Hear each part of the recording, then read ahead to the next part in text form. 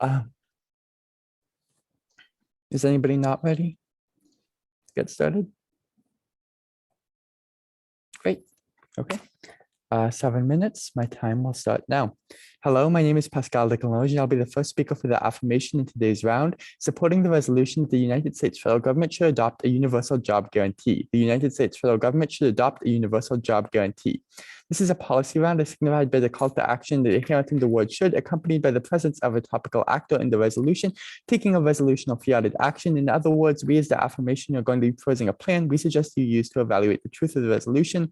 If we demonstrate the desirability of the plan under a weighing mechanism of net benefits, or whichever team can do the greatest amount of good for the greatest number of people, will have won this debate. All definitions in the resolution and plan will be contextual unless asked in the PMC. I'll take a moment to ask for those in a bit. For right now, our plan is going to be the United States federal government should adopt a jobs guarantee as soon as possible. In order to fund this jobs guarantee, we'll enact a version of Bernie Sanders' wealth tax, except with all rates doubled effectively. This would be a net worth tax starting at 1% a year on assets between 32 million and 50 million, escalating to 8% a year. All of these figures doubled for net worth greater than 10 billion. Effectively, this generates more than enough revenue for the plan. Sanders' wealth tax, even with pessimistic estimates of how much it generates multiple trillions of dollars, doubled. We have excessive amounts of money for the plan, given that most estimates of how much a federal jobs guarantee would cost are around $750 billion. The wage paid by this federal jobs guarantee would be starting at $40,000 a year and would float with inflation. Basically, what this means is that every American citizen who wanted one and every American resident who wanted one could get a job with the federal government for $40,000 a year, adjusted for inflation, if they wished. Now, obviously, there's a question of, yeah. How much per hour would this be? You can convert 40,000 an hour. It's about $20 an hour, assuming full-time job over the year. This number is chosen such that a one-bedroom apartment across America is affordable. Right now, I'll get to this in a bit more specifics later, but basically right now, minimum wage is not high enough to render living in America affordable. There is a question, obviously, of what these people would do. We would argue that normal ways and means for this plan is specifically having them work on infrastructure projects, because that's both what past U.S. governmental service programs, such as the CCC and WPA, have worked on. And we're also going to argue that's by far the most common advocacy for these plans, because that's what the government needs a ton of people to do. I'll get into that in the second advantage. With that, let me go on to the first of two advantages, which is about work, because A is the uniqueness. Let's look at what's going on right now. Right now, 47% of all jobs are at risk of being automated. And that's not the only reason why unemployment appears higher than the rosy numbers suggest. Indeed, low unemployment numbers also hide secret unemployment, discouraged workers that basically are not showing up in the official unemployment numbers because they are so discouraged looking for a job that they don't actually want the job. The same is true for underemployed workers in the status quo, people who are already working part-time jobs but want full-time jobs. The estimates of these numbers are hard to track, but at minimum, they place the number of these workers at over 2 to 3 times the official unemployment rate. In other words, 15 million to 30 million additional people who want to be able to work more than they are. Further, we're going to get into some more specific arguments later on about specific subcategories of people who are dramatically underrepresented in the employment market in the status quo. However, for right now, it's enough that right now we are seeing substantially high unemployment in ways that don't show up in the official numbers. Secondly, we're going to be arguing the minimum wage is too low in the status quo, creating widespread unaffordable living conditions. Specifically, the first point here is that 80% of Americans agree that the minimum wage is too low, which may sound like a silly one, but actually is very relevant to this round. If 80% of Americans agree that minimum wage is not enough to survive, that's pretty good suggesting that the minimum wage is not enough to survive. Indeed, there's a reason why they think this. Inflation has eroded the purchasing power of the minimum wage by 30% in the last decade, meaning that Americans are effectively getting paid 30% less than they should be if they are being paid the minimum wage. On the other hand, if wage growth had kept up with productivity, the minimum wage would now be $26 an hour in America, dramatically higher than the current federal minimum wage, around $7 an hour. Finally, this minimum wage is simply not high enough. Full-time minimum wage workers cannot afford housing anywhere in America, and across America, the average minimum wage worker earns only 1/3 of enough to basically meet the affordability criteria for a single-bedroom apartment across America, which is that you should spend no more than 33% of your income on housing. That's what the affirmation plan remedies. Finally, we see that recessions are a current feature of the American economy, where basically there are cyclic downturns every about 5 years, some of which are dramatically worse. We call those the Great Recession, Great Depression, etc.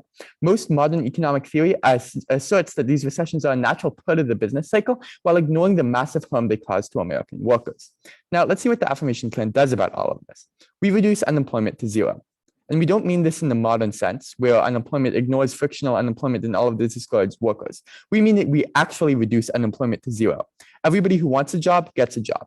This is uniquely important for several reasons. One, it prevents recessions, because the primary reason why recessions are harmful is that once business confidence goes down or some shock happens and people start getting fired, there's a cyclic effect by which the people getting fired reduce their consumer spending because they no longer have money on hand.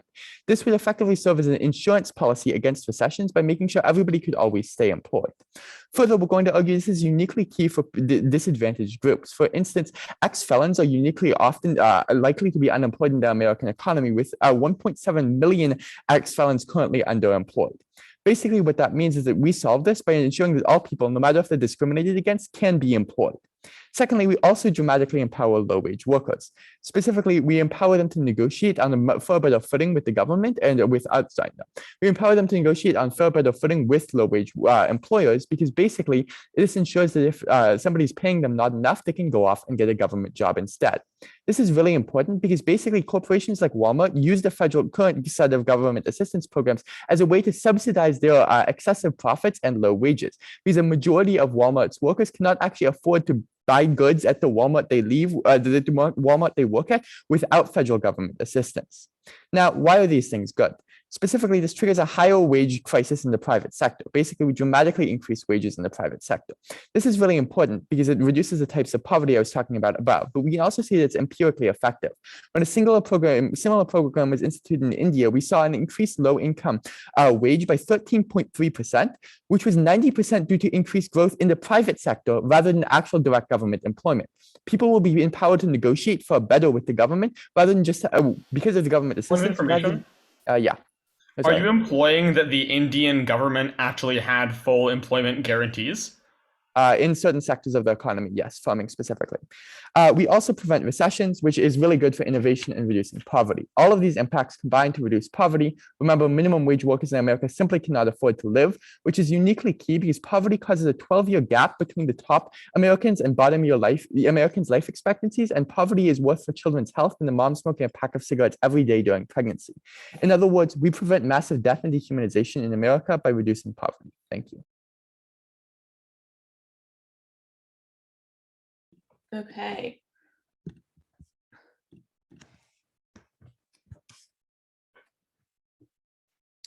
I oppose the resolution that the United States federal government should adopt a universal job guarantee.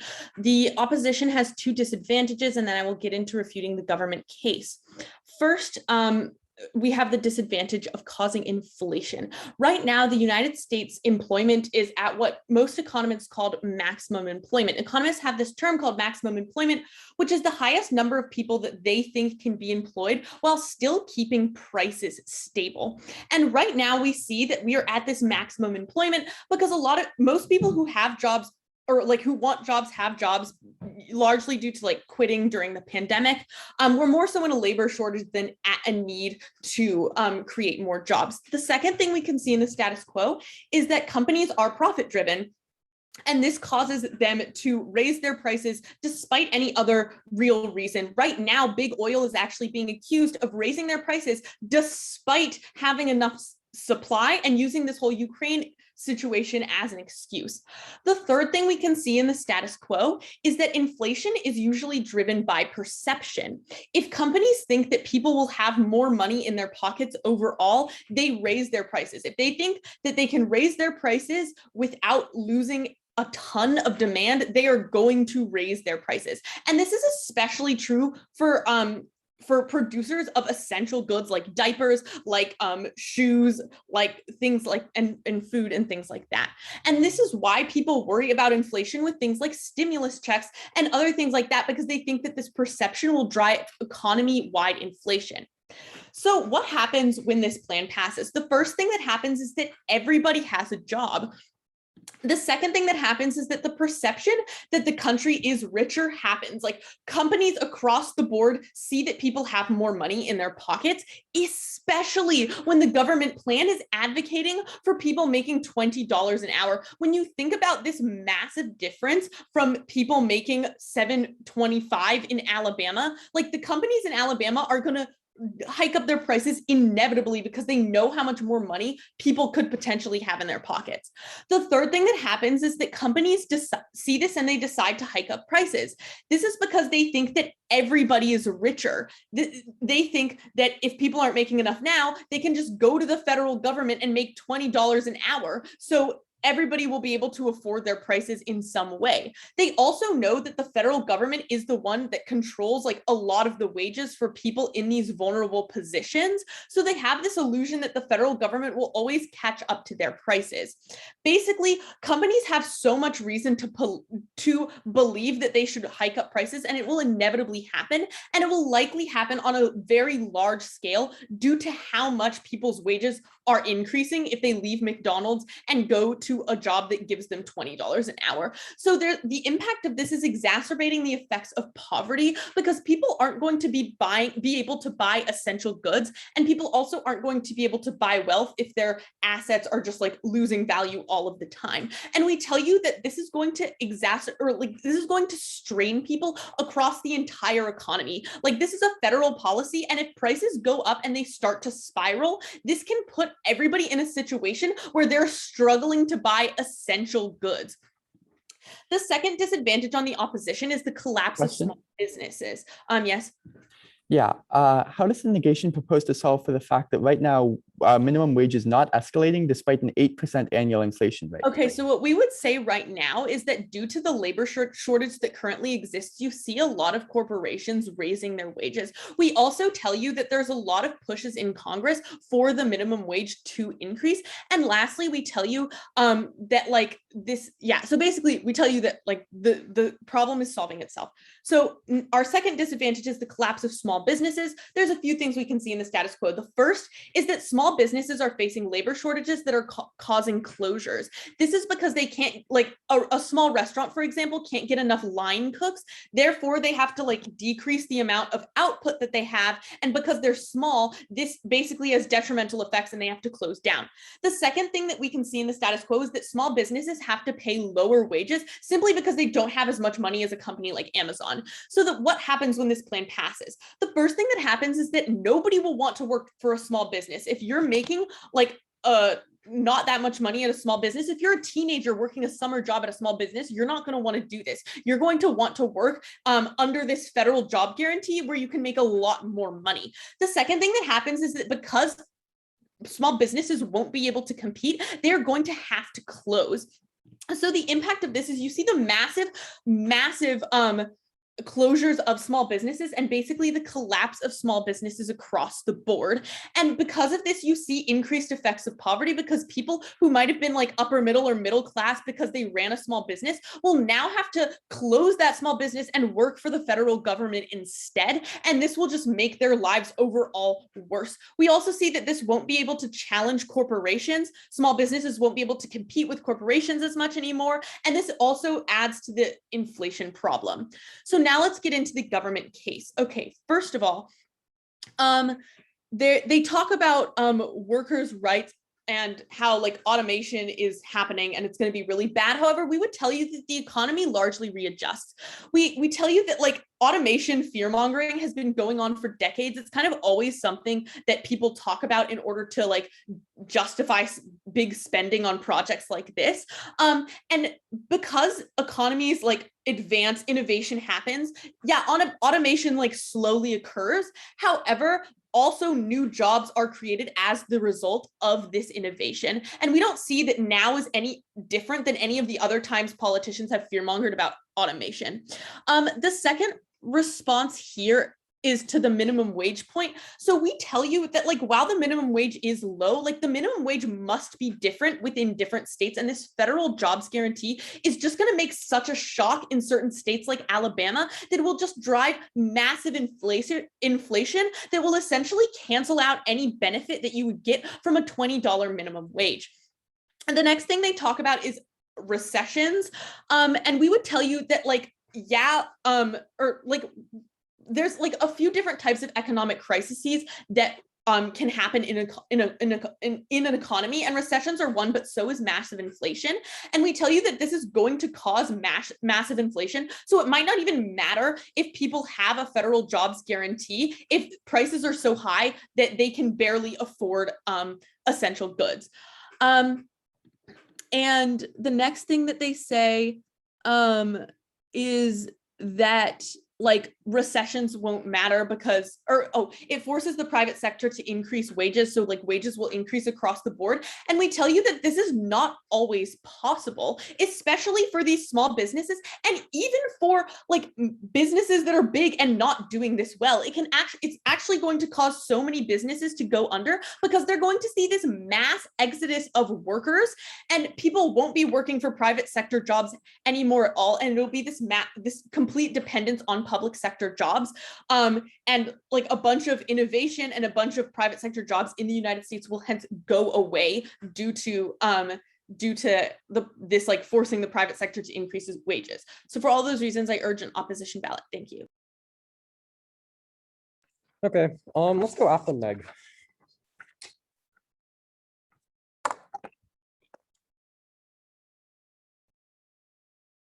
All right.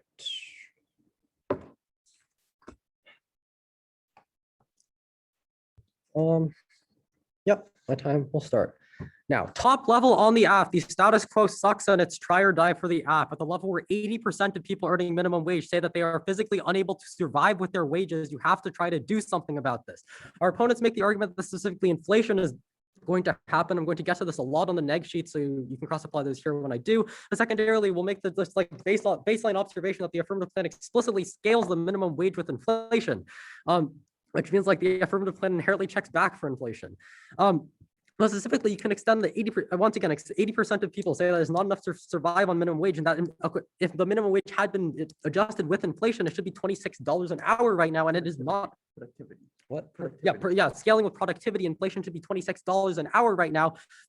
And it is physically not. This is going to be, first of all, a warrant against their argument that the economy and businesses can physically just not survive with a $20 minimum wage. The United States was completely fine with the $26 minimum wage, but here we are. We would probably speculate that the reason why we are in this place is the exact corporate greed that the negation talks about at the level where corporations are not only trying to extort people on the consumer side, but also on like the physically paying people wages side.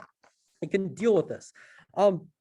Secondarily, our opponents make the argument that like small businesses goes away. We think that this is actually terrific. If small businesses cannot afford to pay people living wages, they should not be paying people. They should not be employing people. The amount of small business owners that they talk about is like a tiny fraction of people. And generally people who start small businesses are wealthy enough to like actually have the cushion, and when that fails, they survive.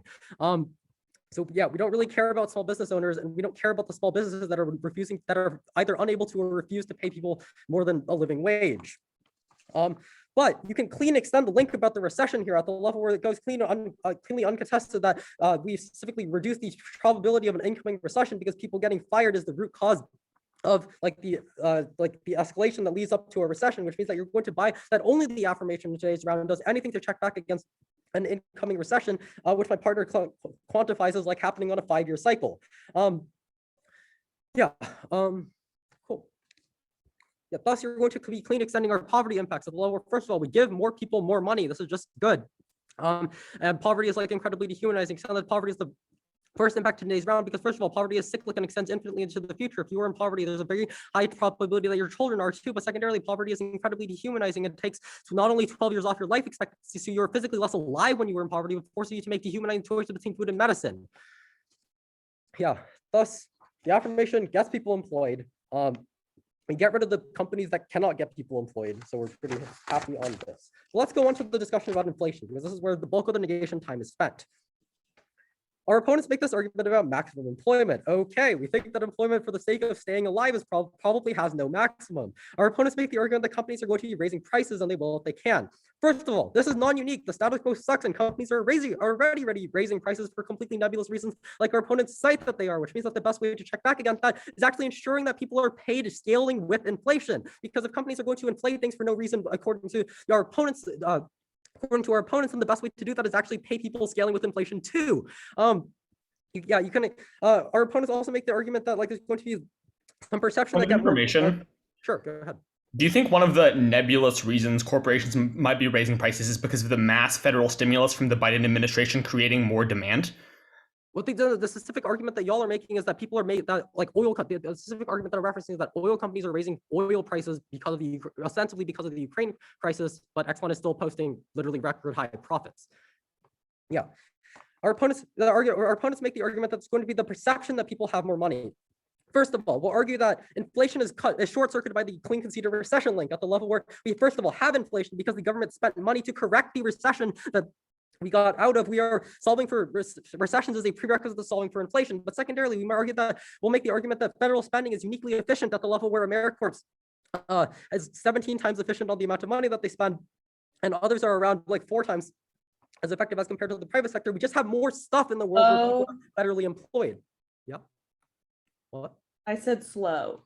Oh, okay. Yeah, we just have more stuff in the world where people are employed by the federal government, which means that we inherently check inflation. Our opponents make the argument that companies are going to think that everyone is richer. Our opponents are wrong on this because once again, empirically, this does not happen. Simulatory policy empirically does not trigger the affirmations impact scenario or the negations impact scenario at the level where Republican tax cuts definitely should have done what they talked about, but did not trigger record inflation, did not even trigger inflation did not even trigger inflation despite there being a perception of people having more money in their pockets. Inflation stayed below 2% during this point in time, which is like the normal rate of inflation. It did not increase.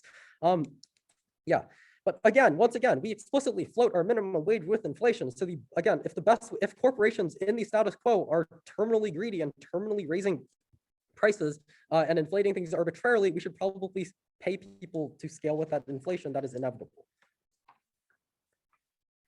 Yeah. Our opponents make the argument that Congress will raise the minimum wage. This has been like on the books for decades and has not happened. Our opponents make the argument that anti-work or essentially the anti-work movement will raise the minimum wage. We would argue that it is probably not a good idea that you have to be unemployed in order to participate in the movement to raise the minimum wage. We should probably just give these people what they want by doing the affirmation. Also, even $15 isn't enough to make housing affordable. Yeah, also extend from the affirmation case that even $15 an hour is not enough to make housing affordable in the United States. But on the second disadvantage about small businesses. First of all, recession is the internal link, once again, to small businesses solving for recession, and they concede that we are the only team that solves for recessions. Our opponent will make the argument that specifically in 2008, we saw less than 8 times the number of, or we saw less than 1/8 of the number of IPOs, of course, because of the 2008 recession, and 2 times the number of bankruptcies. This means that recession is the thing that kills small businesses. Yeah, go ahead. Is there ever a change in Federal Reserve set interest rates right before recessions? Yeah, sure. Sometimes, yeah. The Federal Reserve does change their interest rates, and sometimes it happens to be before recessions happen. And specifically after recessions happen, the Federal Reserve definitely changes their monetary policy and pumps money back into the economy, which causes the negation impact of inflation.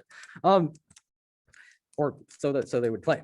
Our opponents make the argument that small businesses have to pay small wages. Okay, don't sympathize with small businesses having to pay small wages. Then go away if you're not going to pay people a living wage. And also we'll have the specific answer that's like they probably do have the money, they just don't. At the level where CEOs were in 2020 were paid 351 times as much as a typical worker, and the average CEO salary in the United States was $788,000. I'll accept it after this point. $788,000 in 2022, and the range typically fell between $600,000 and $1 million. CEOs are just making way too much money, and they have the money to pay. And if they're not willing to, they should go away. You can extend once again the link from the affirmation onto this argument as to how we specifically give people who are being employed leverage to actually negotiate these CEO salaries away from them. Go ahead. How much is the owner of a small family-owned business that you apparently don't care about making annually? Yeah, we told you that, like, again, the range of an average CEO salary typically lies between $600,000 and $1 million in 2022. Yeah, our opponents make the argument that the impact of this tension is people running small businesses are sad, but this is like a tiny amount of people compared to the amount of people they employ. Let's give people money, it's good. Okay, so I am Kai Taigen. I'm the second speaker for the opposition. Okay, so I'm going to start on the government case. And I'm going to start my time now. Okay, so moving down the government case, beginning on the government plan, there's a lot to unpack here. So they say that they're going to do this ASAP. They're going to create an entirely new economy. So think of the logistical issues, first off, of the federal government suddenly in the midst of a pandemic and a war, creating entirely massive new, large federal bureaucracies that are somehow supposed to employ every single unemployed person in the United States, of which they say there are millions. Think of the logistical issues of that right off the bat. There will be chaos in the short term, but there's way more to talk about here. So the first thing they say is try or die, try or die. People can't survive without minimum wage. I want to point out they changed their statistic. Their original statistic was, 80% of people say the minimum wage could maybe be higher. Now they're saying 80% of people say they can't survive without the minimum wage. Don't let them change this. So what is actually the situation, as we warned and as they don't respond to at all, is that as a result of labor shortages, the private sector is on average currently raising wages. This is what's happening. Also, there's an increase in unionization that is leading to raised wages. Also, Congress is currently trying to pass federal minimum wage increases, and state governments are doing this too. So all across the board, you can see, this is not the only way to raise the minimum wage, as you've seen from the countless times we've raised the minimum wage in the past without having to restructure the entire American economy. So then they say that the plan checks back for inflation because it's pegged to inflation. We have a few responses to this. Response number one, we think this is extra topical, right? The resolution only says that they're going to say the federal government is going to guarantee full employment for all. It says nothing about we get to decide that we're just going to have this magically increasing wage all the time. And we do believe that takes away ground and prep time from the opposition because it has nothing to do with the resolution. But furthermore, what I want to point out is that the federal government can't actually adjust that quickly. As I said, the federal government is a massive bureaucracy, especially this agency is going to have to be a massive bureaucracy, and it can't just change with every flux of inflation. But furthermore, let's think about the funding. The funding is currently a wealth tax. Imagine that every time that inflation gets higher, the wages are going to get higher and higher and higher and higher. That means that the wealth tax is going to have to be scaled to get higher and higher and higher and higher as well, which also doesn't really make sense. Imagine Congress somehow managing to raise the wealth tax 12 times in 1 year. Side government cannot possibly feel that. I'll take your POI later if I have time. I have a lot to get through. So, and then what they say is that small businesses that aren't willing to pay their workers should go away. They literally say, and I want to quote them on this, "We don't care about small business owners." That's not okay. I just want to point that out, right? So right off the bat, first, I asked them in a POI, how much do you think an average mom and pop grocery store owner makes on an annual basis? And they said, oh, well, a CEO makes hundreds of thousands, millions of dollars. These people are not CEOs. These people are average, lower to middle income citizens who just want to run a shop, who just want to have access to capital and to the American dream. And you're saying that you don't care about them because they can't afford to pay all of their workers $20 an hour? That is incredibly unjust. In the case of transnational corporations, sure, maybe sometimes they're underpaying their workers, but with mom and pop shops, at a point, they just can't outfund the federal government, especially if the federal government is always able to constantly raise wages up and up and up. At the point when they say we don't care about small businesses and small businesses should shut down, you can see our second contention goes essentially cold conceded, and they agree this plan would kill American small businesses, stripping tons of lower to middle income Americans from their access to actually accumulate capital instead of only making income off of federal wages. Moving on to this next contention about workers' rights. They said, give more people more money.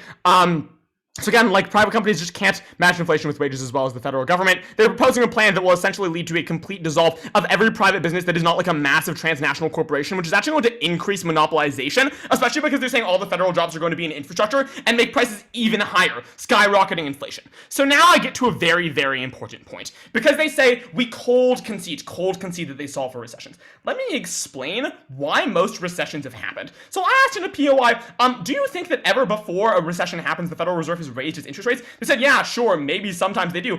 Answer, actually, always they do in terms of recessions. In terms of regular recessions, which actually happen outside the Great Depression and the 2008 recession, right? Here's what happens. The Federal Reserve is tasked with maintaining maximum employment, while also maintain maximum employment, meaning employment at the highest level that is not going to massively increase inflation, and also with making sure that inflation doesn't get out of control. So what happens when inflation gets out of control? Let's think about what inflation is, right? It's people spending a lot of money, and so corporations seeing, oh, we can raise our prices because people are able to spend so much money because there's so much demand. That's what inflation means, right? So what the Federal Reserve does essentially is it makes interest rates very high so that people can't very effectively borrow from banks, or they have to borrow at very high interest rates. This means that less consumers spend, which is actually what caused the recession. If you look at the last 10 recessions, not including maybe the really big ones like 2008 or the Depression, which were caused by different externalities, what you're going to see is as a result of the Federal Reserve raising interest rates in order to combat inflation. So if you buy the government government plan, which they don't even really contest, is going to massively increase inflation. Like they say, they don't contest, again, that it's going to massively increase inflation. All they say is that they're going to peg the wage to it, so it's not going to matter. But first off, that's going to get rid of small businesses. And second, what that's going to mean is the Federal Reserve is going to be constantly raising rates over and over and over, causing more recessions. I will take your POI in a second if I have time. Again, I have a lot to get through. And they say it causes many small businesses to go under, and they cold concede this. They say this is a good thing. I'll take your question now. So you would agree that increasing consumer spending decreases the chance of a recession?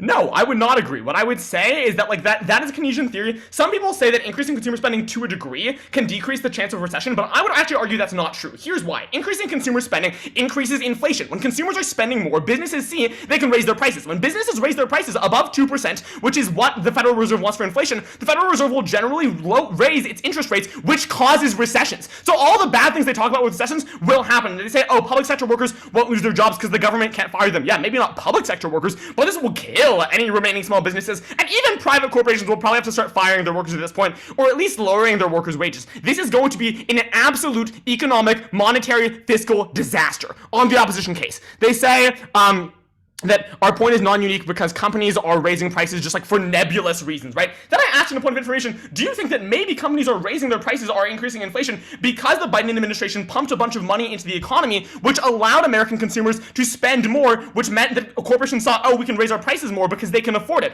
And they said, oh, well, you know, Chevron and Exxon raised their prices supposedly because of the Russian invasion, but actually their prices are still sky high. What I want to point out is that that is not a response at all. So Chevron, Exxon, these oil companies already had oil prices starting to go up before the Russian invasion. But not only those, literally all consumer goods in the United States, or almost all, have had mass inflation before the Russian invasion. Do not let them get away with this and say like, oh, inflation only happened because of the Russian invasion. No. In furniture, inflation happened. In food, inflation happened. In literally every cost of living, every commodity, every service, inflation has happened in the past year as a result of way more money in the economy. This is what happens when the government just does what the government proposes, which is just give people money. Because yeah, we wish it was that simple, but in the end what happens is giving people more money means that corporations are able to raise the prices on their goods, which again, they didn't say the government is going to start producing goods too. So there are always going to be these transnational corporations like Amazon making and producing and selling these goods. They're going to raise the prices on those goods, and the average quality of life for the average American is going to go way, way down. Small businesses are going to have to shut their doors, and the only way the federal government can supposedly keep up with it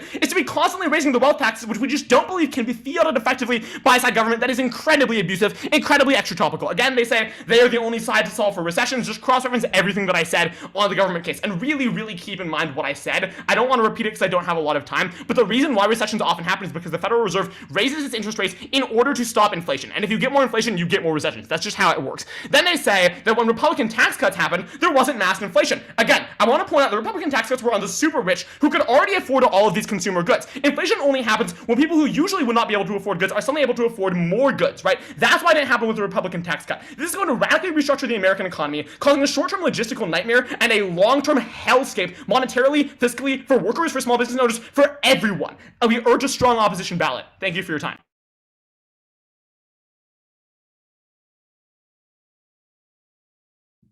Okay.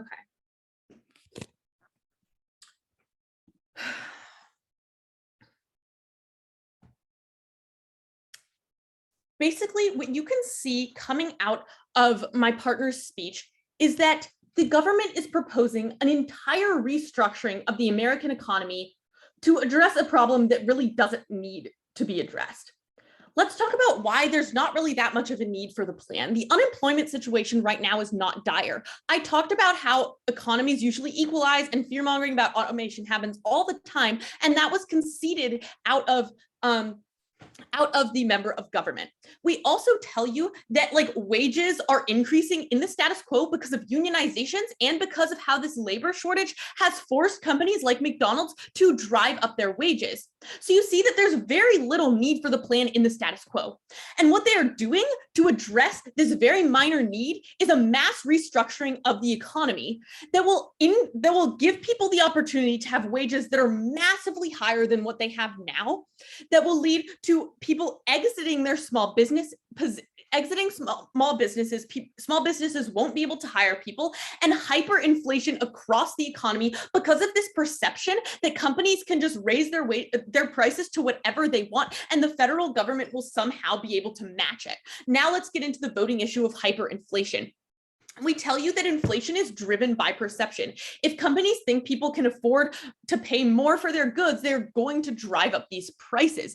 And after this plan passes, companies will drive up prices massively because they think the federal government will make it so that everybody can afford their goods. Imagine how much power companies think that they have. Imagine how much you as a greedy corporation CEO think that you can get away with when you know that the federal government will just always like match the prices so everybody can afford it all the time. So we tell you that essential goods are going to go up in price. Essential goods like diapers. The argument that prices will increase because the government is matching the rate of inflation is new in the LOR. So that was an argument that I made in my first government speech about just inflation in general. And then my opponent made the argument that like it would spiral into hyperinflation, especially if it was two responses to the idea that like the federal government was going to match, like increase the wages with inflation. He had two responses. The first response was about extra topicality, and the second response was about how like companies will think that they can get away with anything and how this emphasizes the like inflation point. So the panel judge's discretion. Yeah. Okay, so we tell you that essential goods go up in price. They tell you that wages go up with inflation, so this is fine. However, we tell you that the wages going up with inflation is exactly the problem, and that the government will be too slow to address this adequately. There will always be a time period but when prices that companies raise are ahead of the government restructuring the wages, especially if this is happening in a spiral situation.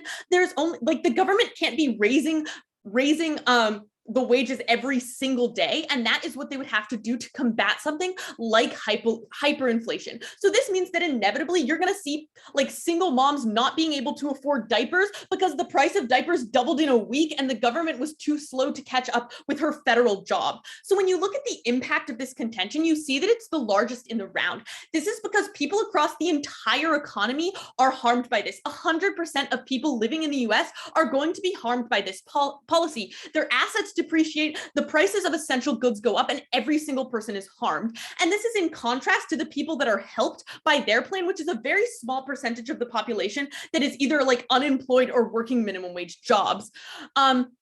So let's move on to this point about small businesses. We tell you that small businesses are going to go under, and this is going to force people who are in like these middle income jobs that they actually enjoy to go into these either like federal jobs or just go into like worse jobs in general. They'll have to give up their small business and the small business will close. They say, who cares? However, we tell you that small businesses are extremely important for the economy, not only because they challenge and they compete against large corporations to keep prices. Point of order. That's new. The impact that small corporations challenge and compete with larger corporations is new, never. Okay, so this was an impact that I read in the leader of the opposition constructive, and it was an impact to my contention about small business closures. I guess you just didn't hear it. Okay. And this is literally people losing their livelihoods. This is small businesses going under, and they don't even try to contest that this will happen. Imagine how many people are going to be losing their life's work, their life savings, because the federal government implemented this completely radical policy. Not only that, but large corporations are not going to be incentivized to innovate. They're not going to be incentivized to keep their prices down because small businesses will no longer be challenging them. So for all of those reasons, I urge an opposition ballot. Thank you. Okay, I'll be going over some of the key issues in the round. I recommend you flow the PM on a new sheet, 5 minutes. My time will start now. Judge, our opponents have spent the last 12 minutes trying to cast the affirmation policy as radical. Let's pull a few statistics from the NAC and MG and show you why this policy isn't radical. It's the only thing that makes sense. First, the reason why we are setting wages to $40,000 a year is because that's the minimum necessary to mean that people can afford to live in houses in the US. This isn't a radical policy. This is saying that if you, as a small business owner, as a CEO, etc., are taking home excess profit over whatever the government minimum is, such that your workers can no longer afford to live in the US, you probably shouldn't be doing that anymore. That's all we're saying. That's what the AF is. Further, They try and claim it's a radical policy that'll destroy their economy because of how high wages were assigned. That's not true either, because the US government and the US economy functioned just fine when workers were paid $26 an hour to make an equivalent amount of stuff as they are paid today to make $7 an hour. This isn't a radical policy. This is restoring an era in which workers were paid fairly. These two observations should frame your approach to the round. Because right now, the status quo is not good. It is not acceptable. It is not a status quo of raising wages and eliminating poverty and rebalancing, as our opponents talk about. It is a status quo of disaster. It is a status quo where being rich in America means you live 10 to 15 years longer than it does if you are poor in America. It is a status quo in which 80% of Americans agree the minimum wage is too low. It is a status quo in which someone earning minimum wage Point of order, can please stop the time. I Yeah. think the point that increasing the minimum wage drastically is not going to be a problem because it's just a return to what we've done in history is a new point that was not brought up in the member of government speech. This is absolutely The productivity point is brought up word for word in both the PMC and MG. It's specifically implicated in this way in the MG that the productivity used to be at $26 an hour equivalent. Now it's at $7 an hour equivalent. This is just not new. The judge's discretion. We'll continue. Specifically, the affirmation is the only team that even attempts to solve for these destitute conditions. And that's even before we get to the issue of employment. The 30 million people that we concede from the 1AC don't have jobs or don't have as much of a job as they want. The negation makes no attempt to solve for any of these impacts beyond saying that unionization in McDonald's and Congress might solve. Again, you can extend my partner's arguments that they're clearly not solving at the point we've been talking about increasing the minimum wage for literally years at this point. It hasn't gone anywhere. And even the proposals for increasing the minimum wage are so far out of date that they are no longer high enough to allow somebody to live in the US. This means we need change. And I don't care if you want to call it radical. Judge, please stop the time. The point that any proposals currently being used to raise the minimum wage is so out of date that it will no longer allow people to live in the US is entirely new, was not made in either constructive, should be disregarded. My partner makes the point that the $15 an hour minimum wage proposal is not high enough to allow people to live in the US and the MG. Again, it's judge's discretion, but it's just not high enough. Let me continue. Specifically, the affirmation is winning that we immediately pull people out of poverty. We give people enough money to live. We give people enough money to let their children live. We give people enough money to end the cycle of poverty. Let's look at the potential reasons negation could win against the literally life-saving impacts of the 1AC. Specifically, there are two main areas of clash that the neg isolates on. One is small businesses, and one is inflation. On the small business question, they repeatedly note, my partner says we don't care about small businesses. Our beliefs are simple. If you wish to start your own company, choose what you pay your workers and take home the excess profit from that, you should pay your workers enough to live. If you are not paying your workers enough to live in the US, you should not exist as a small business because that is not equitable, not just, and not right or not beneficial for your workers. That is all the negation is saying. We're not saying we hate small businesses. We're saying if you cannot pay your workers, you should not be employing those workers. That's what the affirmation guarantees, by giving all workers an employer of last resort. Again, you can remember from the PMC that when this has been tried in other countries, most places, the majority of the increase in wages happens in the private sector, not the public sector. It truly is an employer of last resort, not a frontline response. Now, let's look at the inflation question, because that's really what the negation goes for. Unfortunately, they're actually losing the inflation question. It's another reason to vote AF. Let's look at why. They never managed to convincingly grapple with my POI and my partner's extension that we are seeing 8% inflation in the status quo, and they themselves make the argument that this inflation is not explainable by any economic factor. Even if it is, the new arguments in the block that this derives entirely from Biden's stimulus checks are incredibly unconvincing, at the point where specifically we saw stimulatory Republican tax policy did not budge inflation from under 2%. They try and say these were only on the super rich. This just isn't true. One of the main changes in the Republican tax policy was what happened to every single consumer in California making more than over the poverty line. And we just didn't see inflation, even though 10% of the country saw a huge slash in the tax bill in the very first place you look. The fact that we don't see inflation here means that this is probably not what's going on. They try and say that AF can't solve because we're extra topical. We are just not specifying how much we pay people when we're offering a jobs guarantee. It's not extra topical, and federal governments change how much they pay people all the time. This is not extra topical, nor is it insane, because as I specify in the 1AC, we have easily a 10x funding gap between like how much money we make and how much money we bring in, which means we can successfully repeatedly increase if necessary. But none of this gets to the root of the issue, which is that A, they haven't proven we cause inflation because of the Republican stimulus taxes, but B, even if they do, the impacts of inflation are implicated in people not being able to pay for things, which if we are winning that like the status quo is inflation in excess of people's wages, and the affirmation is wages keeping up with people being paid for things, we win this round decisively on the inflation question. Thank you.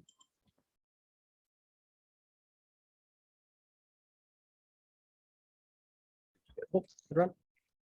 Good round. Good round, everyone.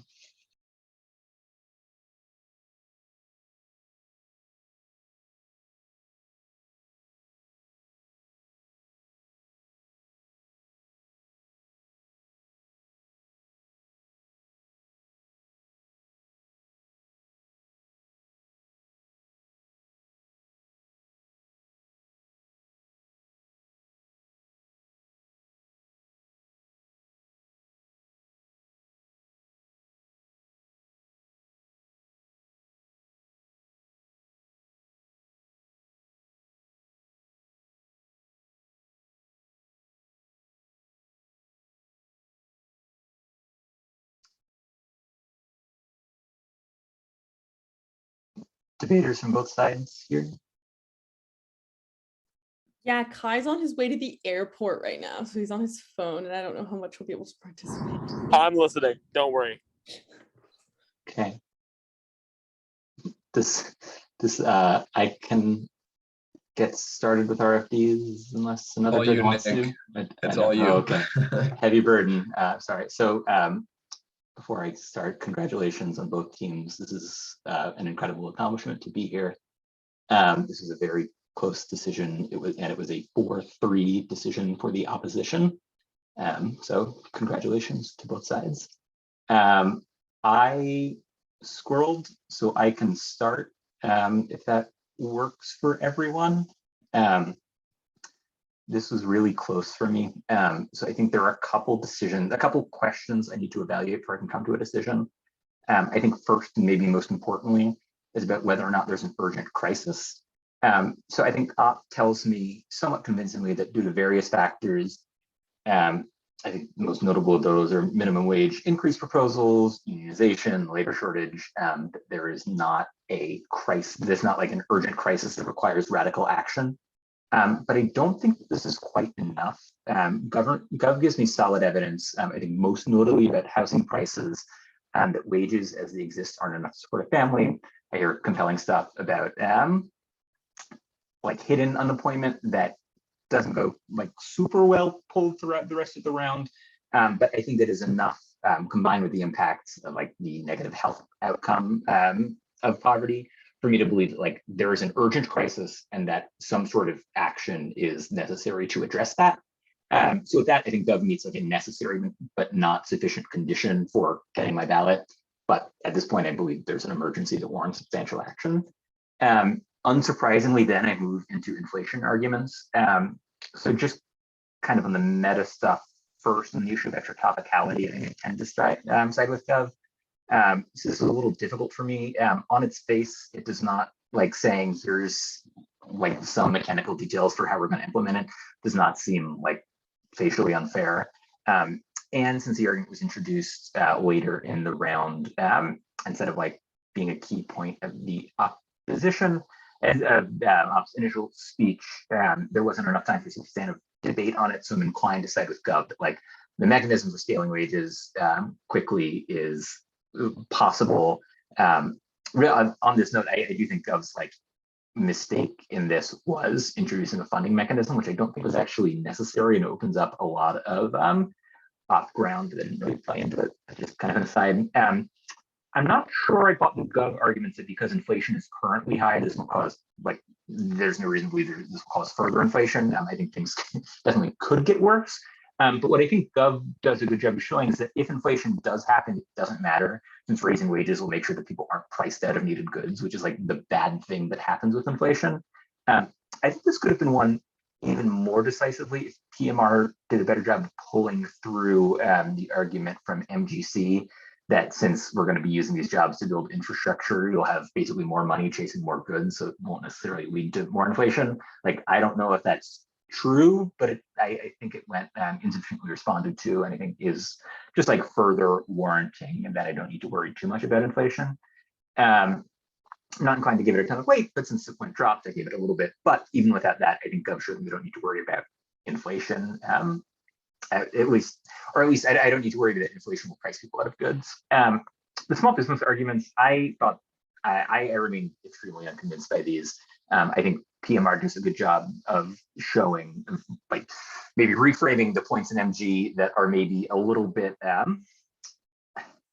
unnecessarily kind of I don't think you're saying anything differently. I think MG, to the extent is saying like, I don't care about small businesses, was maybe not the best way to put that. But I think ultimately, to the extent the argument is small businesses shouldn't get to exist, they don't let people who work them make enough money to buy food or clothes.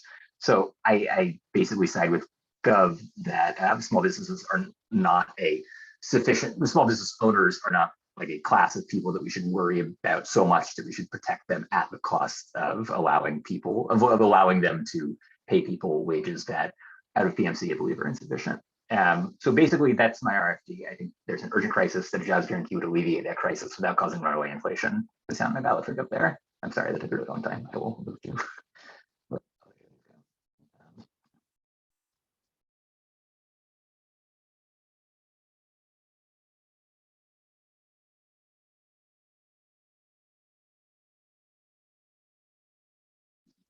I think Eli and Miles are the other people. Hey there. Yeah, go. sure, I'll go. Totally. Yeah, so I think similar to you, the first thing like I evaluate is like, is there an urgent crisis? I think there is probably an urgent crisis, at which point I jump into like the inflation flow. Very similar ballot to you, honestly. The inflation flow, like I think it's somewhat compelling coming from the opposition. I'm not from the parley realm. I'm gonna call y'all the negation. So I think that there's like some compelling stuff coming from y'all, but I ultimately don't think it gets extended properly or well enough for me to really like vote on it. I also think that like, I don't know. I think that the inflation flow got really messy really quickly. And I think it was in large part just because like y'all were throwing arguments at each other that didn't really interact with the arguments the other side was making. I don't think that really ends up ever getting like flushed out in a way where it's like, here's our argument with regards to the inflation debate and here's how it interacts with what they are saying, at least not in a clean enough way on my flow for me to be like, yeah, one side is clearly like garnering enough of a link here for me to vote on inflation. The next thing I look at is the small business flow. I might have like weighed this like heavier than other judges. Like I genuinely ended up seeing the small business flow as like a reason to vote at. Like I think that y'all do a compelling enough like job of basically painting small businesses as not good. The extent to which like I don't really know why I care about them existing by the end of the round. I think that like the way it's explained specifically, like if your business model and especially here, so I live in California, but I'm in Kentucky at the moment. And here in Kentucky, like restaurants pay $2 an hour. If you make tips, you get $2 an hour. And like they literally make that argument. They're like, we can't pay people more than $2 an hour. Otherwise, like we'll go out of business. And it's like, yeah, like if your entire business model is like reliant upon you paying people like wages that just are not able to sustain somebody's like existence, then yeah, you probably shouldn't be in business. Like I think that's just like that made a lot of sense. I think the counter argument relied a lot on me having like heartstrings to pull and like massive sympathies for like these poor small business owners that are like just pursuing the American dream. And like, I don't really understand how materially that can be implicated as an impact. I also think that like you get like tangentially close to an impact when you start talking about how like it'll lead to the monopolization of like industries and stuff, but like that doesn't really end up being like impacted out either to anything terminal for me to vote on. And so ultimately like small businesses, I don't think like I really vote on it, but I'm definitely leaning AF on it. I don't really get enough as to like why small businesses matter. I think there's like that one argument about how like whether or not small business owners are actually making a lot of money. I definitely don't agree with the AF that like the average owner of a small business is making like 600 grand to $1.2 million. But like generally in America, like small business owners do remarkably well. Like I think they make like between like 1 and 150 a year, which is like well above average, especially well above like the employees working for them making not enough to buy a house or to even rent an apartment. That doesn't really get brought up, so that's why I don't really end up like voting on small businesses, but like those were the thoughts I had about it. I think that yeah, so like on the plan itself, I end up thinking the plan is like a good idea and does more good than like continuing the status quo. Again, not really from like a Parley background, but I felt like the extra topicality argument was one, very out of nowhere, and also not really like contextualized in the way that I'm used to seeing like theory arguments run. Like I didn't feel like it was like actually run as like a robust theory argument. It seemed more like a blippy, like they're being extra topical. So I don't know. I'm more used to like voter standards and like having an actual like debate on a theory level that I didn't think was there. And also I think it came kind of too late for my comfort. I feel like a theory argument like that, especially if it's specifically about the plan, not like about something that they did later on in the round, should probably be present in the constructive. I'm blanking on the name of that speech. The leader of the opposition's constructive speech. Yeah. Okay.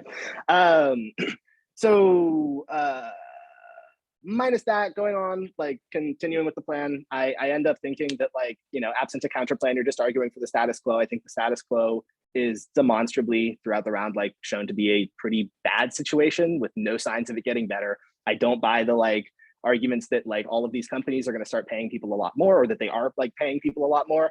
I think that like the arguments with regards to like that versus inflation versus what the plan would do to counter inflation don't end up giving the neg enough ground there for me to vote on it. And so I vote half on the plan. I think it does a decent enough job at solving a pretty bad status quo.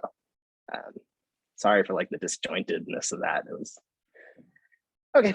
Those are my thoughts. I'll let whoever the next judge was go now. Well, I guess we're doing all the gov ballots first, so I'll go ahead and give my RFD. This was honestly a pretty easy round to weigh just because it came down to only 4 points, which in comparison to a lot of the rounds I've seen here at TOC is a relatively small collapse. So it came down essentially to the feasibility of the AF plan, small businesses, inflation, and working class suffering, essentially those 4 points for me. On working class suffering, I think this was the biggest point that Gov had. I'll probably interchange between Gov and AF or Gov and AF because I'm also not from the Cali circuit, so I don't use those words. But I think that this is the biggest point for Gov, especially considering that we're operating under net Ben. They lay out a ton of harms in the status quo that currently exist because of low wages. I buy all of these points, and essentially, Neg's only response is that, you know, it's going to be canceled out by inflation, that all of these harms are still going to exist because workers are going to get priced out of the things that they actually need to buy, which leads me into the inflation debate. The inflation debate is kind of the big one where I think, my prediction might be incorrect here, but I think all the op ballots are probably going to have a different interpretation of the inflation debate. Essentially, I think that Gov's initial, you know, what they use in their first constructive here is really interesting by saying that inflation is mostly caused by companies, you know, believing that there's a perception that workers can afford more, that consumers can afford more, will raise prices, rather than actually being based on supply and demand or, you know, how much consumers have to spend. Was really interesting because that kind of switched on the off team into being sort of consumer economics in the, you know, second constructive. But I felt that that was just a really interesting choice by the op there, just because it doesn't tell me that inflation is actually going to increase. And even if you buy it does, I think the AF's response that, you know, workers aren't going to be priced out of goods protects their solvency, even if inflation does happen. That's kind of what I bought, was that AF still has solvency in their plan, even if inflation happens. And so I think that once the inflation debate was decided for me, I, you know, bought into AF's side there on working class suffering. Then moving on to the collapse of small businesses, I sort of agree with, can't remember what the last judge's name who just went. I sort of agree that Neg kind of relied on the fact that we would have heartstrings to pull towards small businesses. It's not that I don't care about small businesses or small business owners, but I think that the suffering that small business owners endure by having their small business shut down kind of pales in comparison to the suffering of working class Americans every day. For example, if a small business owner's small business gets shut down, you know, they're not going to go homeless or, you know, not be able to afford apartments, as the AF is laying down harms of the status quo. which is why I really think that Neg, you had good advocacy here. I think the inflation argument, could have gone in your direction, and I'm sure for some judges that did. I think the collapse of small businesses argument, went in your direction. It just wasn't enough for me to weigh it to vote for you. So if you had a CP, I think that your path to the ballot could have been a lot clearer. And then moving on to the fourth point here, the feasibility of the plan. As soon as this plan was presented, I was basically thinking to myself, oh, NEG's going to have a field day here with the feasibility of the plan. And then during the NEG constructive, they didn't really bring up much at all on the plan. In fact, I think just dropped it until the second constructive or the first rebuttal, whatever you call it. So I was a little surprised at that. And I honestly, I guess when the NEG rebuttal came up and, NEG was talking about absolute chaos, the government restructuring the entire economy, I essentially bought these ideas could be true, but I didn't see a lot of links to that. I think that NEG needed to talk about the gradual increase in the minimum wage because AF's plan is really unclear about, we're going to be doing $20 minimum wage tomorrow or whenever we can. So I think that, talking about how that is not discussed at all in the AF world would have been strong. I also think that NEG, as you bring up, sorry, I was getting lost here in my flow. I really also think that NEG had a lot of room to say that, the time between when this plan is announced and when the solvency actually happens, there's going to be a lot of harms both on the NEG and AF side that's going to happen where AF can't, access their solvency for this amount of time. Because obviously, building a new federal program, building new agencies and guaranteeing jobs doesn't happen overnight. So yeah, I think that the feasibility here on the plan is I think NEG brings up a fair point, but again, it just wasn't enough for me to vote towards them or to even cross it off the flow at all. So essentially what I was left with was weighing, working class suffering that happens every day and the possibility that small businesses would shut down. And at the end of the day, I just felt that, working class suffering weighed more and that AF impacted them really greatly, all of those people. And so the magnitude was huge. That's what I voted on.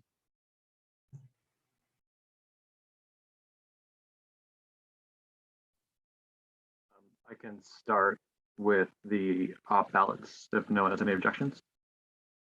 Okay, cool. So I think Judge Ela did a really good job there, actually even predicting some of the things that I did indeed vote on. So I'm a flayed judge myself. I coach, I teach. My background probably comes from like AP Gov and Econ stuff that I teach.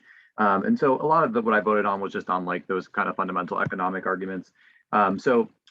First thing for me, what the biggest issue was the second contention for the negative just being kind of dropped by Gov. Like I interpreted the small business argument very differently. Like small businesses are 50% of the US employment, right? It's like half of all jobs are in small businesses. So just to dismiss it as like, we don't care about them if they can't afford to, pay their workers more, they should just be dissolved, like isn't really feasible. It doesn't really make sense to me. And the only real defense I saw there was that like, oh, like the CEO average salary. And like, I think that even on the government side, some of the judges are saying that like, well, it's not like the average small business owner, right? And so to me, that didn't really, have any defense that extends for me. Second point, I don't agree that like all inflation is caused by corporate greed. I'm someone who is like skeptical of corporations on a personal level, but there are pretty strong arguments where even like a liberal economist like Paul Krugman is coming around to the idea that like there is some truly demand side, inflation pressure happening right now. And so like prices are going to go up, not just because like businesses are thinking that people have more money. And so there's definitely some demand side stimulus going on there. And then if we know that that's happening in the status quo, right, I think that NEG does a really good job of proving that like instantly raising all workers who are currently making less than 40,000 up to 40,000 would cause an inflation spiral. I don't see any reality in which that doesn't happen, right? It's just like the definition of what an inflation spiral is for me. So I think NEG wins there. I totally buy the logistics argument, although I do agree that it wasn't extended as well as it could have been. It kind of is started off early and then pops up a little bit later on. But I do agree. And like, I think even early on, there's enough there to like, I think that it warrants a response from the Gov side that it doesn't really get, which is like, how are we suddenly restructuring the economy to be this kind of like command control economy, right, where millions of people are going to suddenly be employed. You know, the only real thing I hear on the Gov plan is that like, oh, they're going to work on infrastructure. Like even in the CCC, right, or the TVA or whatever examples you give, like there weren't that many people that were suddenly employed, right? Like they were on a smaller scale than what you're proposing here. So I need to see something that, you know, is a realistic plan for me. And then my final point is that I think there's a lot of valid defense by neg. That private sector is increasing wages in the status quo. We see that happening all across the economy right now, which kind of just makes like the whole idea of the guaranteed wage unnecessary, right? If businesses are competing truly for scarce labor right now, I don't see it as a necessity. So anyway, those are my 4 main points. I thought that both teams did a really great job. You know, the only thing I would say is for neg to have been even more aggressive for small businesses and just for any team in the future. I think you should run entrepreneurialism, right? A government, you know, backed, you know, economy where they're assigning people jobs. I think back to like Parisian workshops, right, where they're putting people in like rubber rooms and like not doing anything productive. Like small businesses innovate and create new ideas and eventually become large businesses. So that's the only thing I think that really saw like, you know, left on the table for you guys. But you know, good round. I think there are 2 judges left on the next. I think one had to leave. Oh, I can go next. I agree a lot with what Dan said, but basically like the round also came down to like the same main ideas. So basically on the idea of inflation, I just thought there was no response from AF to the idea of how like minimum wage differs a lot across the country. So like in a place where minimum wage is particularly low, immediately raising it up to 20, especially when AF says in their plan that this is going to be ASAP, and I kind of interpret that as being like all at once, is a pretty stark difference, right? So I like, even if I don't necessarily always go for like demand side inflation, I think like such a big change is definitely going to cause at least some inflation in part. At the same time, I don't think that the idea of like minimum wage differing across the country gets extended super clearly by neg. So if that was done more clearly throughout the round, that definitely would have been a bigger weighing point for me. But still, I think it's mentioned enough and just like goes pretty much conceded. So I kind of believe that in a sense. And I think the second speaker on op also gives me like a decent mechanism as to why inflation is kind of, or prerequisites recessions. So there's that area of clash. I think the other main thing that I thought about was like this idea of small businesses, not necessarily entirely in the scope of like small businesses per se, but more so this idea that a private company is probably never going to be able to always catch up to the federal government raising wages again and again and again in response to inflation. So I think at some point, as the team or as the op team has mentioned, like private sector is just going to get crowded out and like collapse and not being able to compete with public sector, which I think like is a pretty big impact. And I think, again, you could have framed the impact more so as like, yes, like look at this entire private sector that is now no longer really able to compete with literally the federal government. And that's like more, it kind of like evades what AF is trying to say about like, oh, but small businesses are like, if they can't pay their workers or if they aren't paying their workers enough, then like we should just like disregard them. I think that evades what they said a little more effectively. And then like finally the idea of bureaucracy and how there's always going to be a time lag between price hikes and when wages are going to be increased. I think that's a pretty notable point. I think one of the judges that voted for AF mentioned like neg should probably do a better job of like talking about these intermediate like almost purgatory spaces of when like nothing is happening, and like that's a really vulnerable position for a lot of people. But I actually think that neg does a pretty good job of saying that, where there's going to be a price lag or a wage lag, I guess, and that is when it's super disastrous for like single mothers or people like on the poverty line, et cetera, et cetera. So for those main reasons, I end up voting off. Yes, I can go next. Yeah, so I voted for op on very similar lines to what everyone else is saying. I actually did sort of start off with the evaluation that I think all three of the Gov judges had, which is kind of like asking myself this question, like, is there actually like an immediate problem / an immediate issue that needs to be fixed? I do actually think that there is like a problem that needs to be fixed. I don't entirely buy the opposition's analysis, like, oh, everything's getting fixed like right now in the status quo, unions are solving, everything else is solving. I don't really buy that completely. I don't get a lot of warranting for like why uniquely this is going to tip over the brink and it's going to solve the massive problems that we have seen for like the past like 2 decades or whatnot, and especially like in the past 4 years with like increasing inflation. That being said, though, I then end up in a situation where I'm like, okay, looking at this as a policy round, would passing the policy actually improve, however bad the status quo is, improve upon the status quo? I end up reaching the conclusion that no, even though there is a problem in the status quo, I don't think that the government plan is sufficient enough to really solve for the problems. And if anything, it actually has pretty significant disadvantages.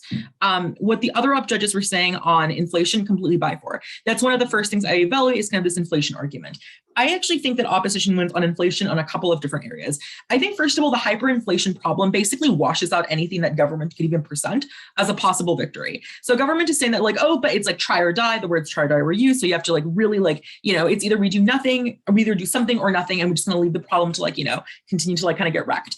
But the thing is that when you end up in a situation where you're just causing like massive runaway inflation and the federal government has to like continuously keep raising up like, you know, wages and then has to keep on increasing wealth taxes, to me, that does seem a tad bit unreasonable as a plan to kind of specify all of those different components. But even aside from that, I think at the point at which you need to do that and you just end up in a situation basically equivalent to the status quo where prices are run away, the economy is basically scrambling, there's no real advantages to going with the plan at that point.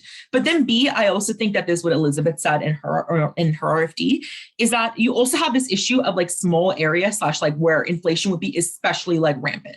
I think the examples of like Alabama were given. You could also go for like any rural state in general. There is no real response that the government ever gives me in terms of how like inflation would be mitigated in these areas. Because in my mind, you know, like if you raise it to $20 an hour, where like the current living wage in some parts of Alabama, and I think the classic example is Wyoming, where the living wage is like underneath even the federal minimum wage, the inflation in those areas is going to be insane, which basically then means that everyone in those areas, as opposition like clearly mentioned, is going to be like having to pay significantly more. Quality of life is going to decrease because then you're either going to have to find a way of getting more money from your employer, which as other op judges have mentioned, to some extent is a bit unfeasible to assume that you'll be catching up every single time. And then B, if that doesn't happen, then you'll just be defaulted to like a lower like quality of life by going with the federal government, which then further reinforces the point I just mentioned about runaway inflation. So I think either way, you kind of end up losing on that argumentation alone. On the small business argument, I'm not going to lie, I really wish it was weighed and extended a lot more. I don't give it full credit because even though intuitively I as a judge know that it's like 50% of like, you know, the US economy, because that wasn't really directly mentioned in the round and weighed, I don't really give it as much credit because I feel like that's me intervening more. But at the same time, like I do think that opposition did mention that like small businesses are a really big part of America. They are crucial. They make up a lot of different sectors in a lot of different states. And kind of the way that government just kind of says, okay, yeah, they may be like a large portion, which, you know, I think intuitively when you say they make a large portion, you're thinking like 25, 30% plus, right? Even if like 30% of the US economy or whatever the US economy is based on being small businesses goes away, that's a massive financial impact to the US economy and just the US as a whole. Like it would completely like overrun any which way you think of the US economy. So even though it wasn't like weighed as extended as much as I really wanted it to be, I do still end up buying like ops analysis. So this is probably on balance going to be a worse thing than not. So yeah, that's kind of where I end up voting off of. I definitely think that one other judge said this, one of the first ones that voted for offset this. I think direct interaction between a lot of the points would have made this a more clean round. I took quite a while because I think there were just a lot of things that were not clearly interacted with. But overall, I think it was like a really competitive and really great way to end NPDL-TOC. Hey, I'm the last one voting for the op. I agree with what the other panelists voting for op said, so I'll keep it brief and just go through my rationale for sake of transparency.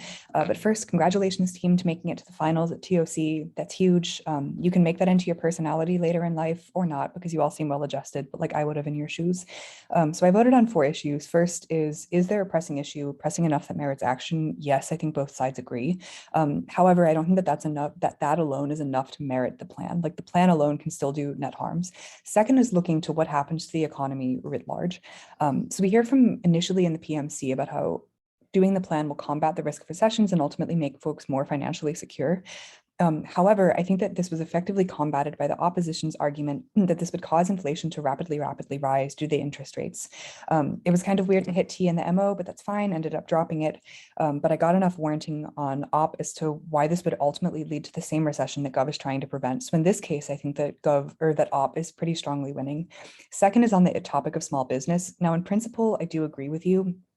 Also, just unionize. Unionizing is awesome. You get cool swag. We're trying to get crop tops for mine. And by we, I mean exclusively me. However, the two things here are that first, the analysis about the salaries of small business owners, I don't think is correct to analogize to a CEO. But second, the point that I think op could have developed a hell of a lot further, but was still strong enough within this round is that when all of these businesses close, you effectively have a monopoly of the larger corporations such as Amazon, and that alone is enough to tank the last voting issue, which is workers' rights. So for those reasons, this was an op ballot, but this round was close, it was competitive, and I'm honored to get to judge it for y'all. Congratulations. Congratulations to both teams. Thanks to all the judges. Thanks to all the volunteers who helped out. Wonderful job to all the competitors.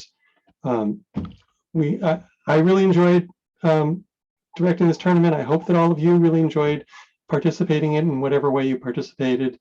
On behalf of the NPDL board, congratulations and thank you. And so concludes the 2022 NPDL-TOC. Cool. Thank you. GG's everyone. See ya. Thank you, Joel. Thank you, opponents. It was fun.